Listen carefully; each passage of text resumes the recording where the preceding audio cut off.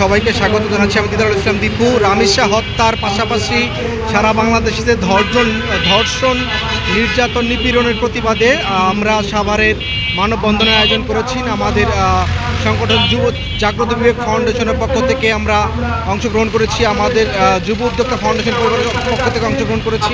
এরকম বিভিন্ন সংগঠন থেকে আমরা এই মানববন্ধন আয়োজন করেছি।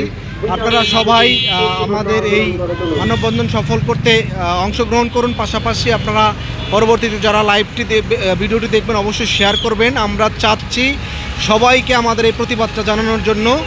আমরা যদি নিজেরা সবাই সচেতন না হই তাহলে আমাদের এই যে সহিংসতা, যে অন্যায় অবিচার হচ্ছে আমাদের শিশুদের সাথে, আমাদের নারীদের সাথে, এগুলো কখনোই হবে না। বিচারের স্বাধীনতা কখনোই আমরা পাবো না যদি আমরা সবাই মিলে একত্রিত ঘোষণা করি। সারা দেশের মানুষের হৃদয়কে কাঁপিয়ে দিয়েছে। আমরা হত্যাকারীর শাস্তি চাই, সর্বোচ্চ শাস্তি অল্প দিনের মধ্যে যেন দেওয়া হয় সে বিষয়ে দাবি জানাচ্ছি প্রশাসনের কাছে। আমরা সেই দাবির জন্য সারা দেশে যারা শিশু ধর্ষণ হত্যাকারী আছেন তাদের সকলের বিচার যেন দ্রুত আইনে করা হয় এবং সর্বোচ্চ শাস্তি যেন নিশ্চিত করা হয়। সেজন্য আমাদের আজকের মানববন্ধন কর্মসূচি। এই মানববন্ধন কর্মসূচিতে অংশগ্রহণ করেছেন সাভারের বিভিন্ন সামাজিক ও সাংস্কৃতিক সংগঠন।